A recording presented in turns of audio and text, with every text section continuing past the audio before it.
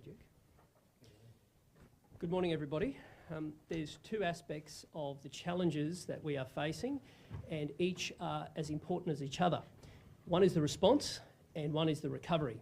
And I can assure Queenslanders we remain laser focused on both right across a large area of Queensland. We are dealing with a part of Queensland spanning hundreds of kilometres with several millions of people, and therefore the challenges will be at different stages in different locations. But every Queenslander matters, and our focus remains on every Queenslander, from those in the north of the state a few weeks into their recovery to those right now in the response phase. I want to address with what we are seeing right now. Rainfall is leading to flash flooding as well as river flooding in parts of the southeast. Severe weather warnings still exist right now, and we are urging people to stay connected because of the prospect of more intense flooding during the course of today. We want Queenslanders to stay connected.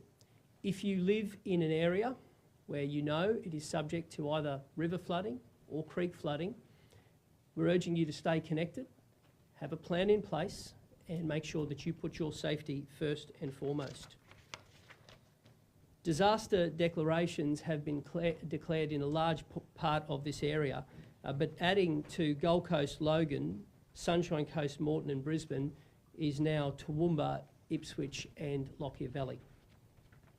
So I'm going to start with those areas of concern, and I want to start with the Lockyer Valley. It's a major area of focus for us right now.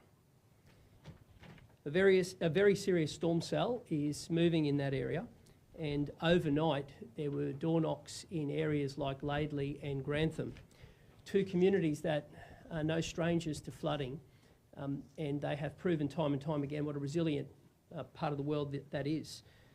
Emergency alerts were issued, and we are maintaining that connection in that area. We have swiftwater rescue teams in place, and the door knocking which was undertaken overnight. Ipswich remains another area of watch point and major concern for us. Major flood warnings exist for both the Bremer River and Worrell Creek. Rosewood is currently experiencing flooding, and that's expected to move downstream to Ipswich throughout today and tomorrow. Please keep up to date with these warnings. And the disaster.qld.gov.au website is a great single point of truth, which also has those local government flood and creek overlays as part of it. I want to turn to the Sunshine Coast hinterland, where a watch and act alert has been issued as a result of experienced intense rainfall overnight and into the morning. We saw flash flooding, and an example was at the Yandina Caravan Park, where there were evacuations, including via swiftwater rescue, and those residents taken to Nambour showgrounds. There are some access issues in that local area, and as always we ask people to stay connected and put your safety first. Turning to Logan, major flood warnings are in place for the Albert and Logan rivers. Door knocks have occurred in these areas, and it is crucial because telecommunications remains a challenge in some parts of this area. And on the back of that, it's essential we do everything we can to get door to door to make sure that these Queenslanders are prepared, as they always are, and that they are able to deal with any challenges that come through. I want to reflect on the impact to Brisbane, because I know some intense rainfall throughout the night did see some flash flooding in some of those areas. We've been closely watching Enoggera Creek overnight and into the morning. We've seen door knocking in some low-lying areas. We've seen work in Burpengary, in Oxley Creek, a number of areas in the greater Brisbane area.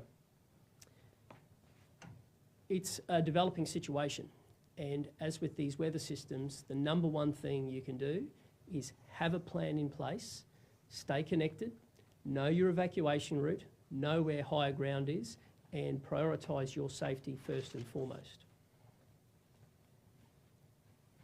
To give you an indication of the response and scale of the operation, in the last 24 hours, there's been 3,676 calls to help for the SES.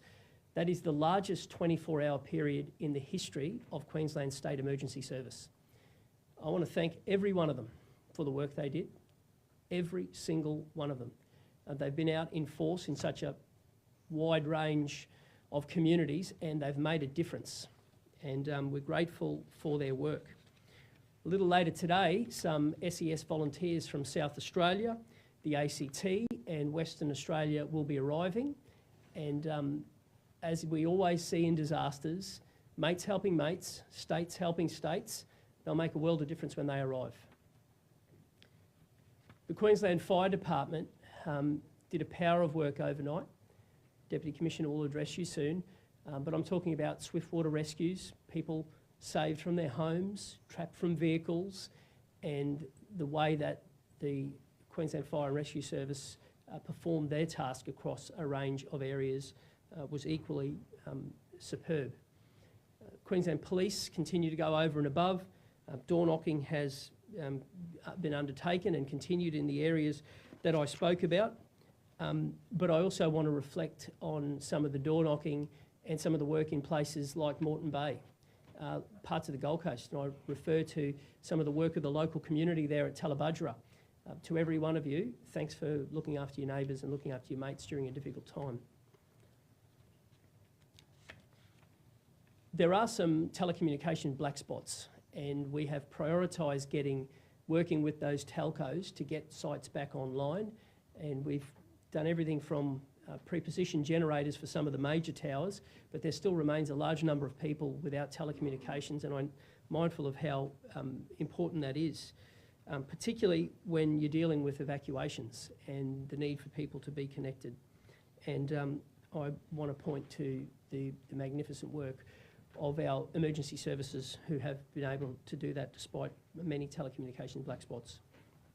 Queensland Marine Rescue has been involved in transporting emergency services patients and indeed Energex crews to some of the islands, and they've been involved in medical transports, which have been vital for people, and we thank them for it. To our friends at the Australian Defence Force, we have seen the Bushmasters arrive at Mount Tamborine and the way that that lifted the spirits of that community. We've seen them in Beachmont. To all of you, in the way that you've helped get road access to a community that was cut off only a little more than 12 months ago after the storms on Christmas. Your presence so early has made a difference. There are a number of challenges, and I have to start with electricity. In the past 24 hours, Energex has reconnected around about 140,000 Queensland homes and businesses, but there's still over 200,000 without power. And I want to speak to those 200,000 people today. I understand how much this has impacted you and the impacts on food, your family, your mental health, your ability to be able to stay connected. Those crews are working around the clock, and their priority, first and foremost, is to try and get this state back on its feet. Many of them themselves without power, but I'm mindful how much the impact of not having electricity means on families, and I'm mindful of how you're having to go over and above to charge a phone, get food for your family, try and somehow bring some normality in a really difficult time. And we assure you that getting power reconnected is at the top of our list right now.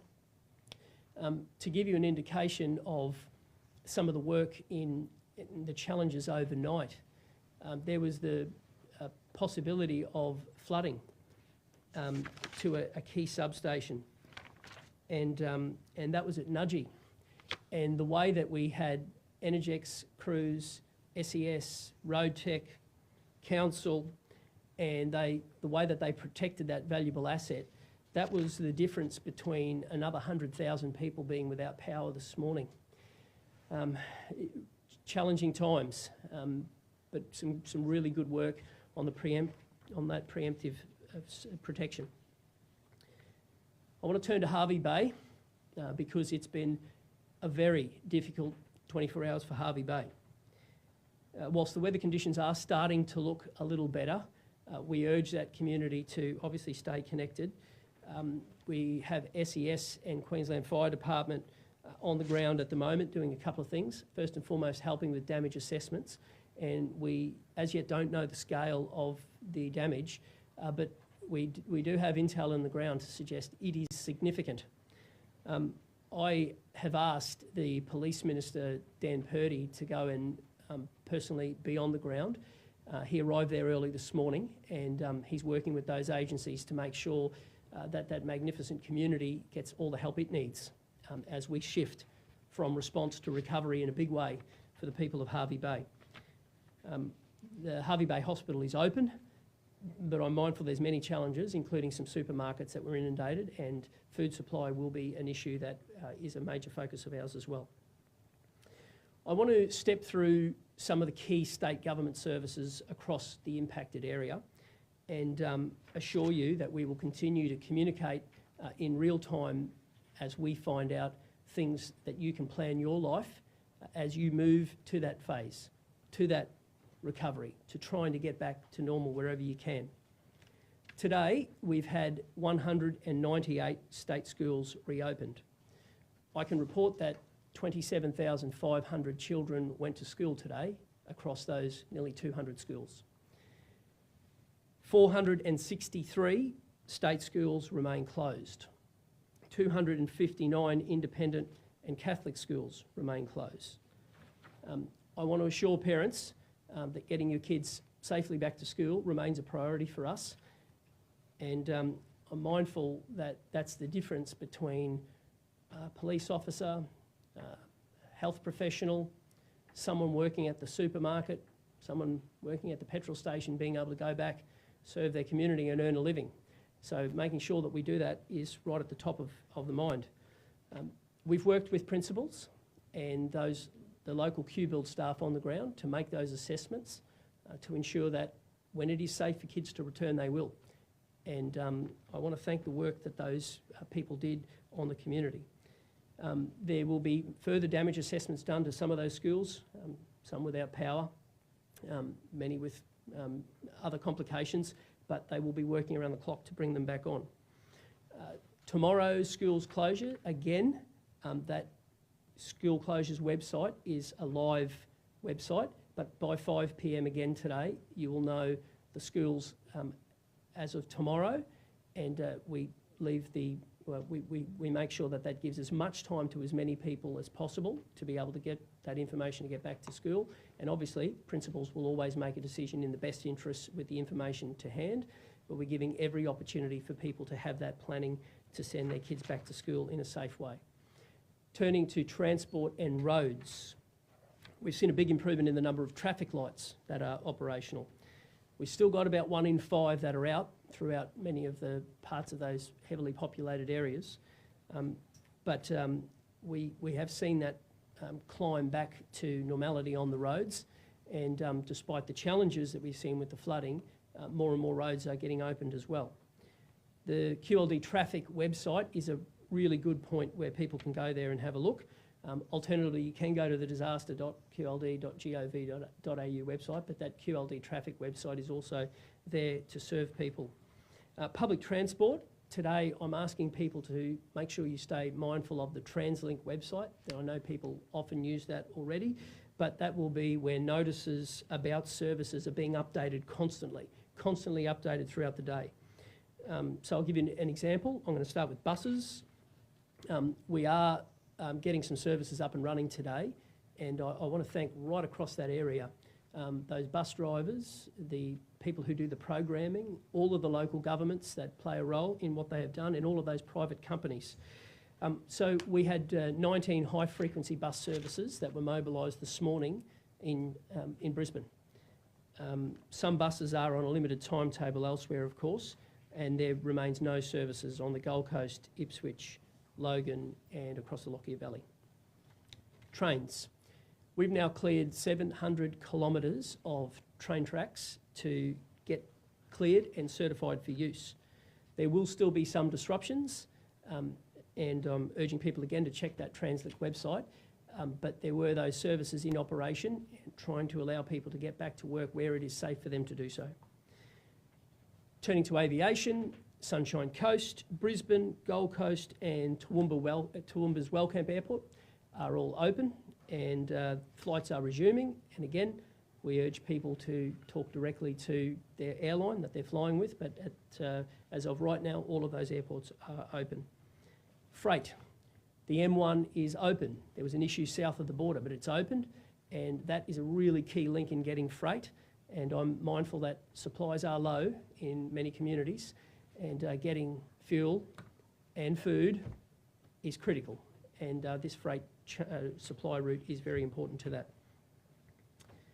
Turning to the waters, and the Port of Brisbane is planned to commence operations today, and that's equally good news for supply. To the Bay Island ferries, also planned to commence today. Now, that's primarily to facilitate recovery operations, but another step in the road to recovery for those Bay Island communities who bore the first wave of the cyclone. Turning to health and hospitals. All major Queensland hospitals remain open.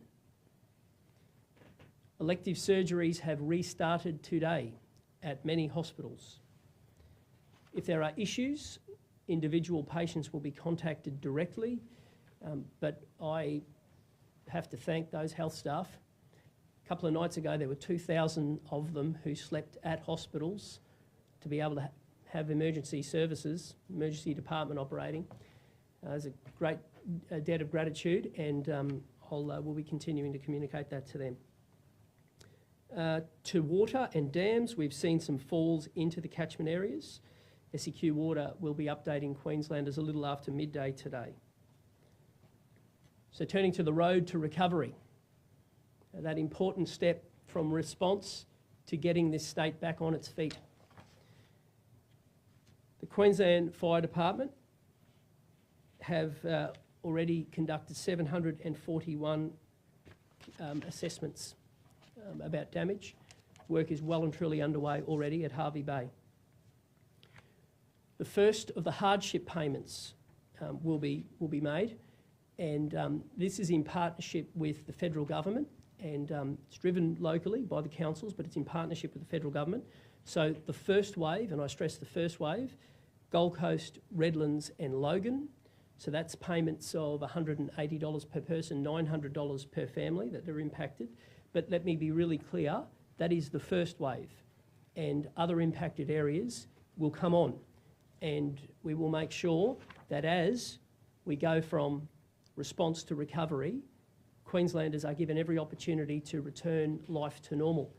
And that's just one small way that governments can help people get back on their feet. There will be others, and there will be other areas that are eligible. Community hubs will be established starting in the hours ahead. They offer face-to-face support, somewhere to go if you're having strife with your insurance, if you don't have documentation, if you're not feeling well and you just need to talk to someone. Those community hubs do a power of work. And I saw how effective they were in places like Cardwell and Ingham and Townsville, just as a single point where people can go and know that they'll be listened to. And we will be standing those up and making those announcements very, very shortly. Turning to waste and that important rubbish collections. Commendations to the local governments who began collecting waste from yesterday, and it's underway in earnest again today. I know that some councils are looking to extend the ability for people to go to the tip and remove some of the costs and some of the hours, and I urge you to make sure that you stay connected locally with that as well. And now, before I hand over to Sue from the Bureau, I just want to make a final message to Queenslanders. Today still remains a day that could present some challenges with some predictions of heavy rainfalls in some parts of the southeast. We urge you to stay connected, prioritise your safety, and know that we will make sure we do all we can to give you every chance to be safe if you are in those communities. To the other Queenslanders outside of those areas, we understand how important it is that you get back on your feet. And there will be different Queenslanders who have been impacted differently. Some in a small way, others in a massive way. But every Queenslander, every single Queenslander counts, and we will make sure that our focus on ensuring that we go from response, which is underway and still underway in some places, to recovery, which will be different people at different points, remains our focus. There's been a large number of people impacted across a large area. Every one of you means something, and we'll continue to make sure that we go from response to recovery and we get the state back on its feet as quickly as we can. Thanks very much.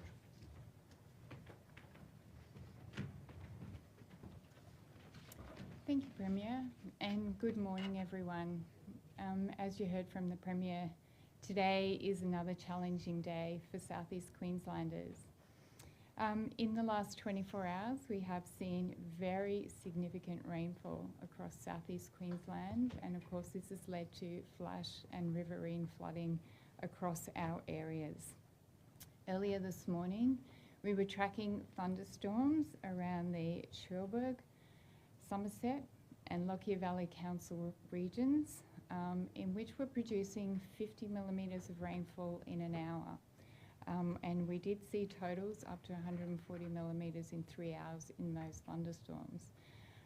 I'm pleased to report that the thunderstorms have now eased and the rainfall rates have dropped to a more regular 10 millimetres an hour or so. However, the risk is not over.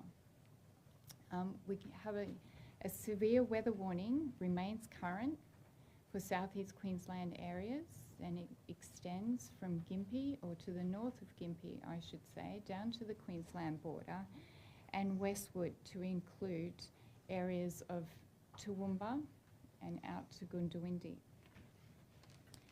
So what do we expect across this severe weather warning area? Well, a continuation of very heavy rainfall, which at times can be intense rainfall leading to dangerous and life-threatening flash flooding. Typically, 6-hour rainfall totals across this area are expected to be in the range of 80 to 120 millimetres, but totals up to 150 millimetres in a 6-hour period is not out of the question. Most importantly, severe weather warning. It does highlight an area where more intense rainfall is possible and the increased risk of dangerous and life-threatening flash flooding.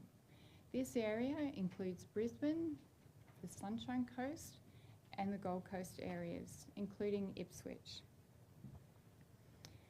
So we saw significant flooding over the past couple of days and continuing in the overnight period following what was some rather intense falls through the overnight hours.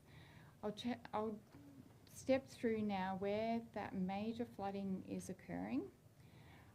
As the Premier said, we've got major flooding happening in the Bremer River and Worrell Creek.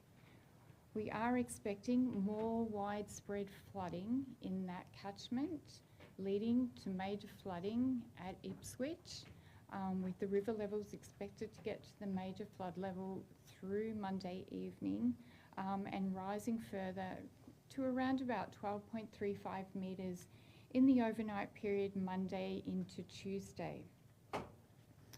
Also, out in that catchment area, in the Brisbane River catchment area, Laidley Creek is at the major flood level. Very heavy rainfall was observed over that catchment area in the overnight period, where we had falls of 150 to 250 millimetres in that small catchment, which led to rapid rises, which are continuing to occur now. Flooding, as the Premier has shared with you, is also occurring in the Logan and Albert River catchments, with major flooding occurring at Bow Desert in the Logan River, with further rises expected through Monday morning, and river levels are expected to peak later Monday morning around 10.3 metres. In the Albert River at Beenleigh, major flooding is also occurring, with additional upstream flows expected at Beenleigh later in the day, where river levels will rise further to a major flood peak. Now, these flood peaks are all conditional on the rainfall conditions that happen over the next 6 to 8 hours. So additional heavy rainfall over those catchments, which are in the severe weather warning area, may elevate these levels higher than what the current predictions are. However, there is a lot of water on the ground, and recession of these rivers will take some time. In addition to that, there are a sequence of minor to moderate flood warnings right across the southeast Queensland area, where we have a severe weather warning current, and in particular the Upper Brisbane River, the Stanley River, the Sunshine Coast creeks and rivers, and similarly on the Gold Coast creeks and rivers. In particular, the Brisbane River, we've seen significant flooding in the Brisbane creeks following that overnight rainfall, and we are expecting once again Tuesday morning the Brisbane River at Brisbane City may reach on the minor flood level on the Tuesday morning high tide. In regards to rainfalls over the last 24 hours, and they have been significant. Some of the most significant falls we've seen is 433 millimetres at Diamond Creek on the Sunshine Coast, 410 millimetres at Woongawallan, inland from the Gold Coast, and 340 millimetres at Mount Cootha in the Brisbane area. And that's alongside many reports of 300 plus millimetres in the Brisbane metropolitan area. Just to give you an understanding of the intensity of some of those rainfalls, at Kingsholm, we had 207 millimetres recorded in 6 hours to around 9-10 o'clock this morning. So that's significant rainfall. I just want to stress, we are still in a severe weather warning, and there is still significant flooding occurring throughout southeast Queensland. The situation does remain ongoing. We are still forecasting an easing in the weather later Monday afternoon, but the flooding will continue. So I ask residents of southeast Queensland to remain vigilant and keep up to date with the latest warnings. Thank you.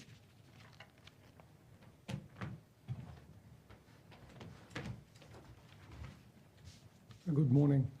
I'd like to start by confirming that we still have not had any loss of life as a result of this event, which is fantastic given the conditions, and very pleasing given the conditions that our emergency services have been operating in. And can I thank the community for listening to the emergency services and staying connected.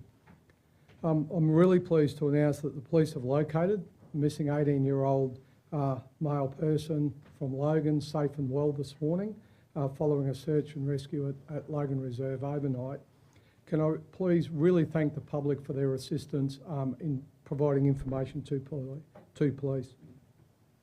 Overnight we did see significant rainfall resulting in flash flooding and some riverine localised flooding across the southeast, including Sunshine Coast, Lockyer Valley, Moreton Bay, Brisbane, Logan and the Gold Coast. Can I just thank all emergency services overnight. It was an extremely busy night overnight, and we saw a lot of rescues and calls for assistance, both to police, fire and and SES. I can confirm that police, SES and fire, we have our resources pre-positioned right across the southeast, and we are prepared to continue to respond to any incident that comes up as a result of this weather event. In addition to the resources we already have pre-positioned, we have an extra 249 police officers today out and about in the community and deployed across the affected areas. We have 117 officers that arrived from the far north of the state to help their colleagues in the south, deploying right across those affected areas today. And as the Premier indicated, we have a further 107 SES personnel arriving today from interstate, as well as the ADF resources that we already have deployed across these areas. I'd like to address Lockyer Valley, and Laidley is experiencing, particularly around the CBD and some residents, some significant flooding. We have heard that businesses and homes are already suffering some impacts in those areas. All the at-risk homes, Laidley and surrounding suburbs, including Rosewood, Forest Hill, Grantham and Glenmore Grove, have been door knocked by police during the evening, and these door knocks will continue as we need to provide further information. A disaster declaration has been put in place this morning for Toowoomba, including Laidley and Lockyer Valley, which does give those police the additional powers to undertake those door knocks and or control movement in and out of those disaster areas. Further rain is expected to move into these areas, potentially bringing further flooding later today. There are 2 emergency alerts in place for Lockyer Valley and Laidley. We are expecting the Warrego Highway to remain closed for some time, which will impact the roads across this area. So we have deployed additional resources into this area and pre-position these resources so that regardless of what roads are cut off, we are able to respond, whether it be from the west or the east or the north. And we've already put those resources in place, including 20 additional Queensland Police staff, including additional water police staff. And then this morning, the ADF, we've liaised with them and we've asked them to deploy 10 high clearance vehicles and their staff into the Lockyer Valley area to ensure that our emergency services have access should we have any areas cut off. Significant rain is also continuing or expected to continue in the Ipswich area, as we've heard from the BOM. And this morning a disaster declaration was also put in for the Ipswich disaster area, providing police and emergency services those additional powers if required. We are monitoring the Bremer River for any risk of inundation to the surrounding properties, and we have already door knocked a lot of those at-risk areas, including Bundamba and North Burvale. Resources, again, have been pre-positioned in around the Ipswich area to enable us to respond, and there is 1 emergency alert in place for the Ipswich area as we speak. In addition to that, we've put an additional 45 SES personnel pre-positioned into the Ipswich area. In Logan, there are 2 emergency alerts in place for Logan, including Tamborine, Cedar Creek, Wolfdean, Windaroo, Mount Warren Park, Beenleigh and Eagleby, along with Greenbank, Newbeth and Forestdale. As we heard from the Bureau, a flood warning is in place for the Logan and Albert rivers, and door knocking in the Eagleby, Beenleigh, Bannockburn areas has already taken place, in addition to the 320 residents that we've previously door knocked last week in the Albert River area. Reports overnight in this area indicate 8 vehicles have been impacted by floodwaters and at least 1 home. We received 392 SES calls for assistance overnight just in this area alone. As we're aware, in the Sunshine Coast was also a busy night for our emergency services, and an emergency alert has been issued for the Sunshine Coast hinterland area for the intense rainfall that has the potential to cause flash flooding. So please do not drive in this area unless it's safe to do so. Once that intense rainfall abates and you are able to drive safely on the road, please do so. Police did assist 12 residents to evacuate last night from the Yandina Caravan Park, and these residents have either gone to the Nambour Showgrounds or have chosen to stay with family and friends. SES responded to 54 calls for assistance on the Sunshine Coast area last night alone. In the Greater Brisbane area, police assisted evacuations along with our other emergency services from a number of houses and vehicles. We have emergency alerts in place in the Greater Brisbane area for Oxley Creek, watch and act for flash flooding. And door knocks have also been conducted in the Oxley Creek area to ensure that all those residents who are potentially in an at-risk area are aware of their risk. And can I just ask for all people across the southeast corner, please go on to your council dashboards. That information is being updated continually, and it's linked in through the disaster.gov website, and be aware of your risk and have a plan in place. And if emergency services come to your door knocking, please listen to them and be prepared to move. I'd like to finish just by saying more rain is coming. Apart from the rain we've seen this morning, we've heard the Bureau talk about the risk of further rain through that severe storm warning. If you know your area floods, please be prepared and stay up to date with our warnings. Please know your risk, understand the conditions, and do not undertake risky behaviour. Please do everything in your power to keep you and your family safe. Thank you.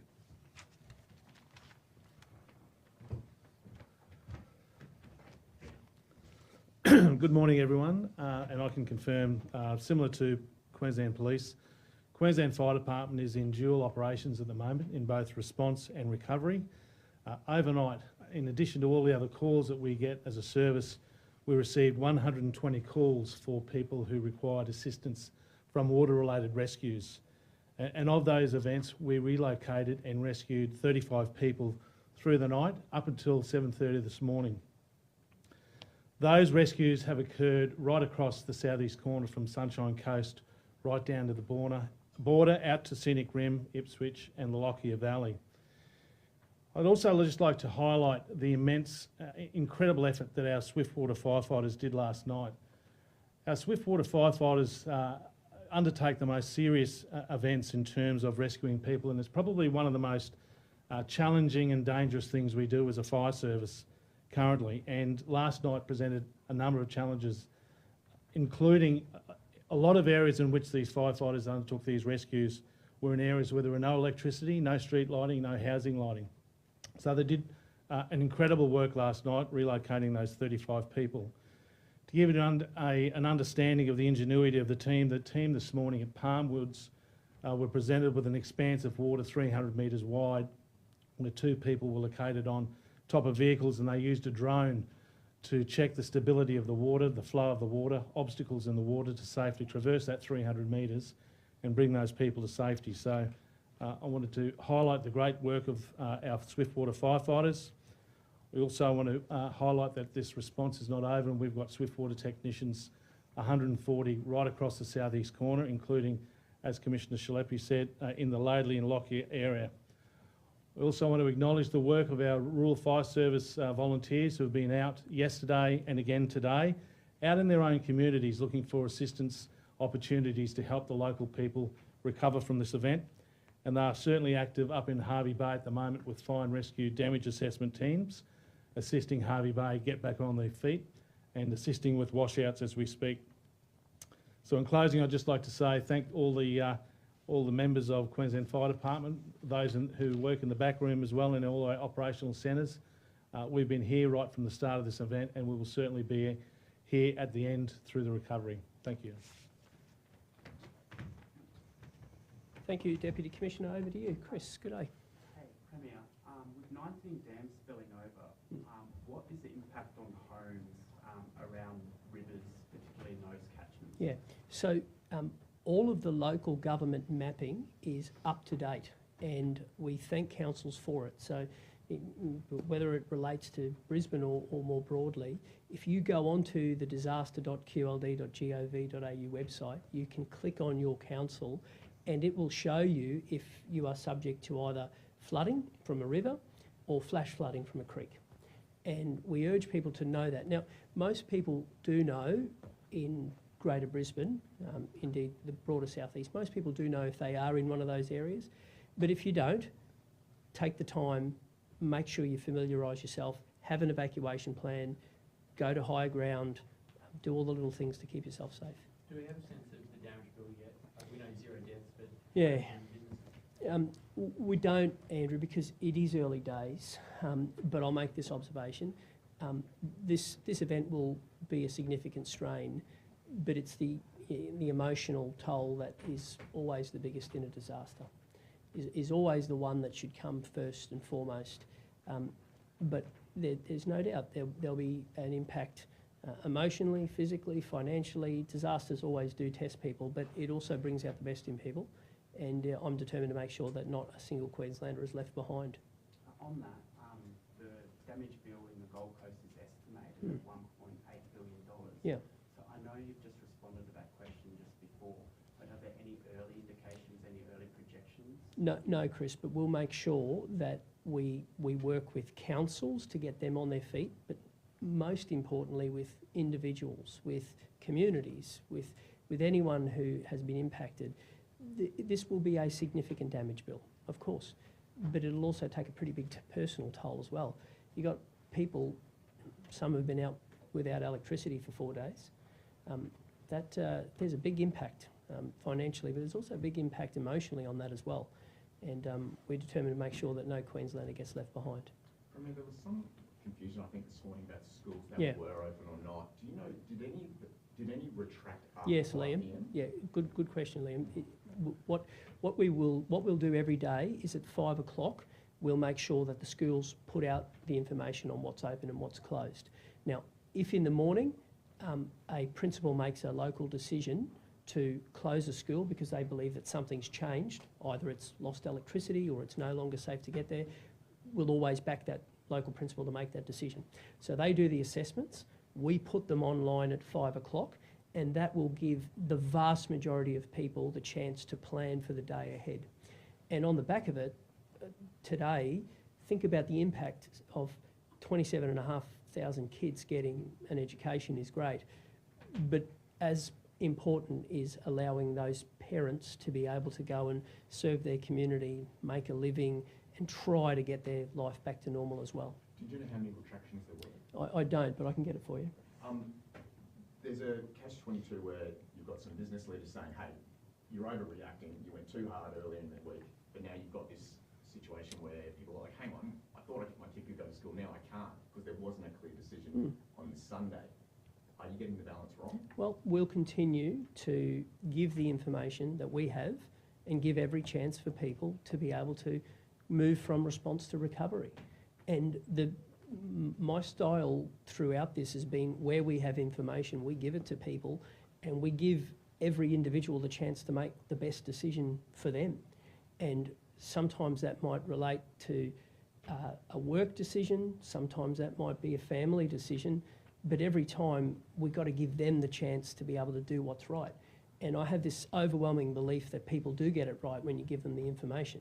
And, you know, I'll continue to be upfront where I get information. I'll give it the moment we do. Do you think schools will be going back to education as opposed to, you know, sort of emergency mode where people are like, drop their kids off and my kids aren't there? Well, it will continue, and there will be a different areas based on the different parts of the recovery will be at different stages. But that won't just be for schools, that'll be for everything. That's everything from supermarkets to service stations, hospitals to courthouses. There will be different levels of services as it comes back on. But our job is to give every opportunity to try to get people to move from response to recovery and give every opportunity for people to be able to get back, you know, to doing their lives.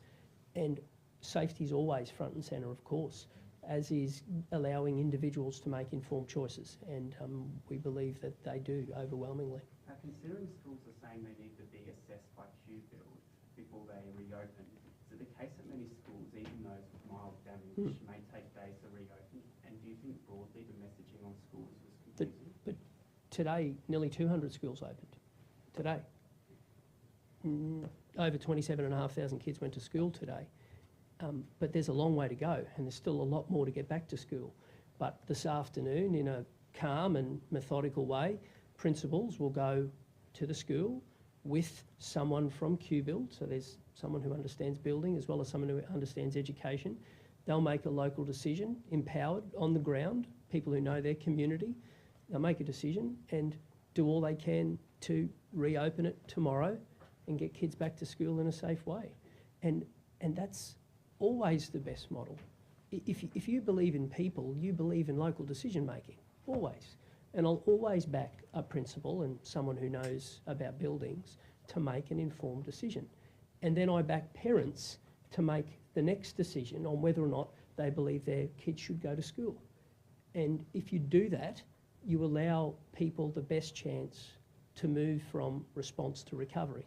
Because I've seen over the years what happens when governments get bogged down and aren't able to flick the switch from response to recovery.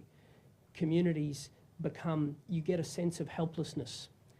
And the best thing you can do is try to make sure that as different people come and different communities come on board at different times, you immediately move them into the next phase and you give them help, but you also give them hope. And that'll be what we continue to do for the days, weeks and months ahead. Schools will have the option of delaying that plan Yes. until 1 week from today. Yeah.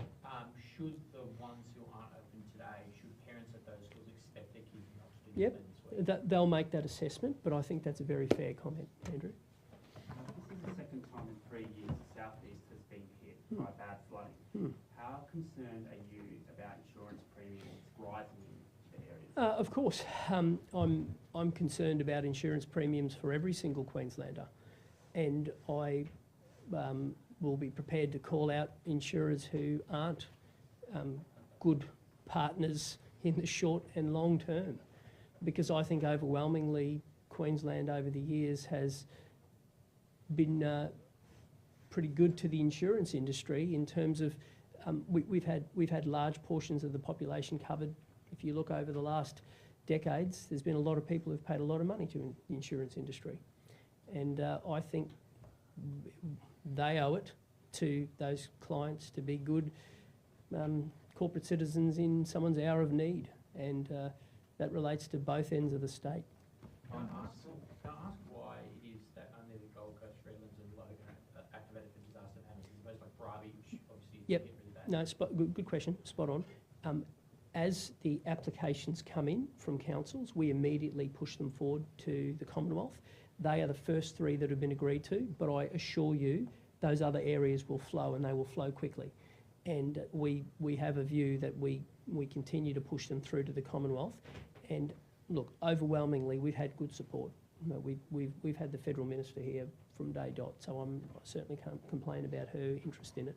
I was just going to say, it's potentially a question for me, so I'd start with Tom, if that's all right. So you just, and the question is that you had today the man from the area with Hervey Bay. He was on radio this morning talking about the warnings again. And so his comments were, look, we had been on the cyclone watch area. We had a severe weather warning a few days earlier. By the time this happened, we weren't. I think the severe warning weather was at 7 a.m, by which time it was already raining. Is that a fair criticism of your guys' approach? As you're well aware, we've been tracking Tropical Cyclone Alfred for over 2 weeks now, from a tropical low, well in the northern Coral Sea, through the Coral Sea, where we saw it intensify to a Category 4, to then move down to southeast Queensland, and very early identified that it would take a track westward towards the southeast Queensland coast. And from that moment of identification that was a risk for southeast Queenslanders, we've had warnings current. I don't have the exact timeline in front of me, and I can certainly support you in getting that to you, but we went into Tropical Cyclone Watch more than 48 hours before gales were expected on the coast, and then of course went into a tropical cyclone warning within 24 hours of the impacts, gale force winds and impacts on the coast. To complement the tropical cyclone watch and warning, we've been in severe weather warnings, and they have continued for several days.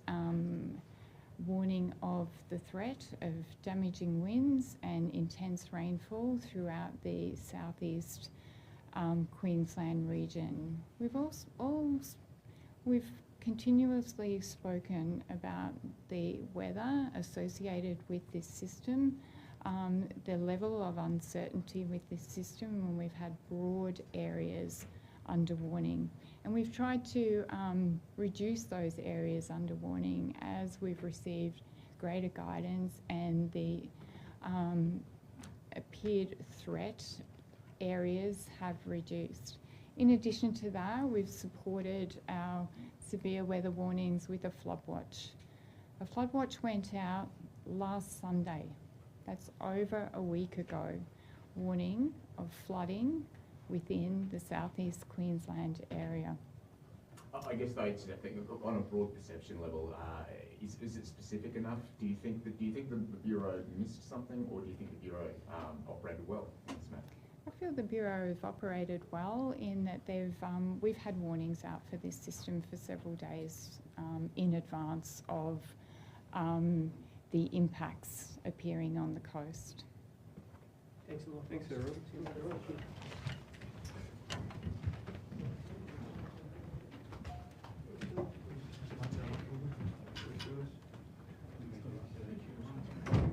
I thought he was going to come back. That's why I said, you might have been able to whisper in his ear, but I didn't know.